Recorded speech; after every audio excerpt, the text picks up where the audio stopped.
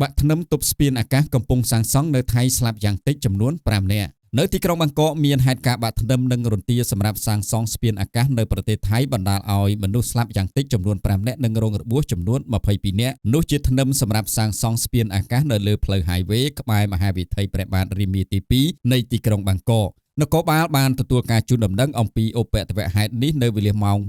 1:48 នាទីរំលងអាធ្រាត្រថ្ងៃសុក្រចូលដល់ព្រឹកថ្ងៃសៅរ៍នេះប្រពន្ធពីបាងកកប៉ុស្តិ៍បានឲ្យដឹងថាធ្នឹមសម្រាប់ទប់បេតុងដែលកំពុងសាងសង់នោះស្ថិតនៅចម្ងាយ200ម៉ែត្រពីក្បាលផ្លូវនៅសុកធ្នឹមបេតុងនោះក៏បានបាក់សង្កត់នៅលើផ្លូវល្បឿនលឿនមួយទៀតបណ្ដាលឲ្យមនុស្សជាច្រើនរងរបួសនិងស្លាប់ដោយគេដឹងថានៅពេលកើតហេតុនោះមានកម្មករប្រហែលជាង20នាក់កំពុងតែធ្វើការហើយក្រុមអ្នកជួយសង្គ្រោះនិងមន្ត្រីនាយកដ្ឋានគ្រប់គ្រងគ្រោះមហន្តរាយក៏ប្រញាប់ធ្វើដំណើរទៅកន្លែងកើតហេតុដើម្បីជួយសង្គ្រោះអ្នកកប់នៅក្នុងគំនរបេតុងពួកគេប្រើប្រាស់សត្វសំណក់ជាច្រើនក្បាលនិងឧបករណ៍ពិសេសដើម្បីកំណត់ទីតាំងជនរងគ្រោះគិតត្រឹមវេលាម៉ោង 7 គេរកឃើញសាកសពកម្មករ5នាក់និងអ្នករងរបួសចំនួន22នាក់នៅក្នុងចំណោមសាកសពជនរងគ្រោះ5នាក់មានជនជាតិថៃ3នាក់ដែលជាវិស្វករនិងកម្មករនិងជនជាតិបរទេស2នាក់ដែលជាកម្មករដូចគ្នាកម្មករម្នាក់ដែលនៅកន្លែងកាត់ហេតុបានប្រាប់ឲ្យដឹងថាខ្លួនបានឮសំឡេងលាន់កងរំពងចេញពីកន្លែងសាងសង់មុនពេលធ្នឹមនិងរន្ទាចាប់ផ្ដើមបាក់រលំមកក្រោមពេលនោះគេកំពុងតែចាក់ស៊ីម៉ង់តភ្ជាប់ជាមួយនឹងតួស្ពាន